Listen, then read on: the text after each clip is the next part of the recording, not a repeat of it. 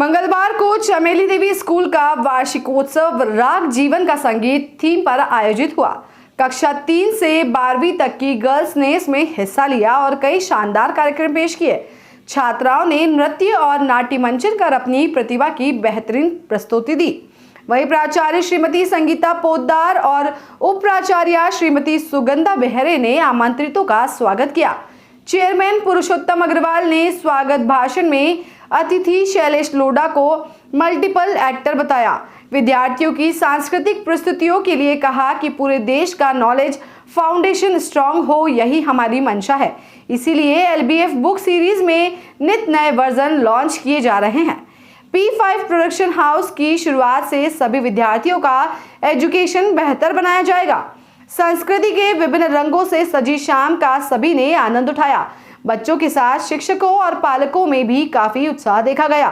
इस विशेष अवसर पर कार्यक्रम के मुख्य अतिथि प्रसिद्ध कवि एवं तारक मेहता फेम शैलेश लोढ़ा ने चेयरमैन पुरुषोत्तम अग्रवाल के बारे में कहा कि हवा के विरुद्ध कार्य करने वाले हमेशा स्मरण में बने रहते हैं, जैसा श्री अग्रवाल है।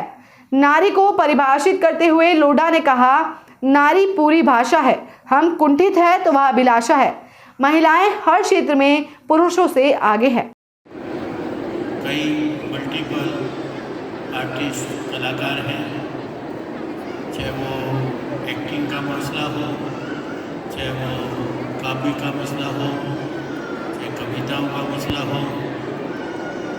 और मैं जब टाइम मिलता है मेरा सबसे प्रेफरेंस चैनल तारक मेहता का उल्टा चश्मा है।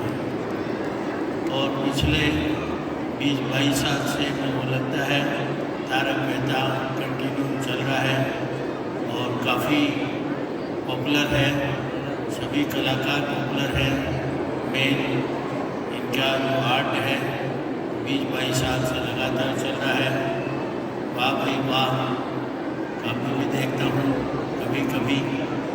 और इनको मैं पिछले 2-4-6 महीने पहले एक इंटरव्यू में मिल भी चुका हूँ। अब मैं आज का जो कार्यक्रम बच्चियों ने दिया, 2 घंटे का मैंने कार्यक्रम देखा। ऐसा सौम्य, सुंदर और शानदार कार्यक्रम देखने को मिला। मैं चाहूँगा आप सब उन बच्चियों के लिए जोरदार तालियों से उनका अभिनंदन करें। और साथ साथ सभी पेरेंट्स ही उपस्थित हैं, मैं उन सभी का भी इस प्रांगण में अभिनंदन करता हूँ।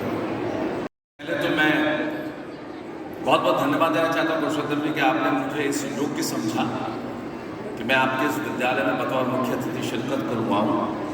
आपसे मेरी मुलाकात मुझे अभी भी याद है।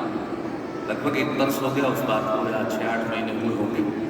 एक TV चैनल, एक न्यूज़ चैनल के लिए मैं आदरणीय पुरुषोत्तम जी का इंटरव्यू कर रहा था। तो मैं आज प्रवीण से रास्ते में कह रहा था कि जो इंटरव्यू मुझे याद रहा वो आपका था। मुझे आपका कलकत्ता में जन्म लेना, काम करना माता जी के साथ, ईमानदारी की बातें, कम उम्र में काम करना, अपने बड़े लोगों को काम पे लगाना, तमाम चीज़ें याद थी। और याद इसलिए थी कुछ अलग था, और कुछ अलग इसलिए था कि आप ज़माने से अलग हट के काम कर रहे थे और हवा के विरुद्ध काम कर रहे थे। वो व्यक्ति जो हवा के विरुद्ध काम करता है वो अलग होता है, इसलिए आप मुझे याद रहे। और न केवल याद रहे, आपने एक स्थायी प्रभाव मुझ पर छोड़ा।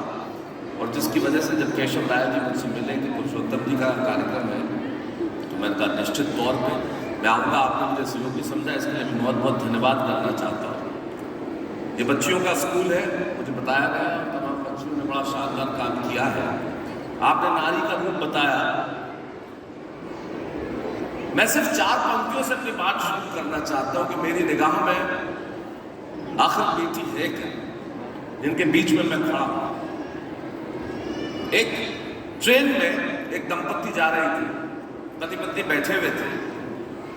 इस बात के मर्म को समझिएगा, जितने पेरेंट्स यहाँ बैठे हैं, जितने अभिभावक यहाँ बैठे हैं, वो इस बात के मर्म को भी समझेंगे।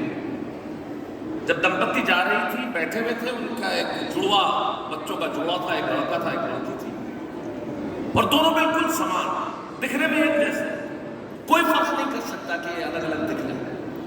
और वो पिता की गोद में थे दोनों, कुछ बिस्किट था पिता के हाथ में। तो सामने एक यात्री बैठा था, उसने उत्सुकतावश पूछ लिया कि आपको पता कैसे चलता है कि ये लड़का है, ये लड़की है, कौन क्या है, एक जैसे दिखते हैं? बोले ध्यान से देखिए, ये पिता की गोद में है, पिता के हाथ में बिस्किट है, दोनों बच्चों के हाथ में बिस्किट है। वो जो पिता से बिस्कुट लेके खा रहा है वो बेटा है, और जो पिता को खिला रही है वो बेटी है।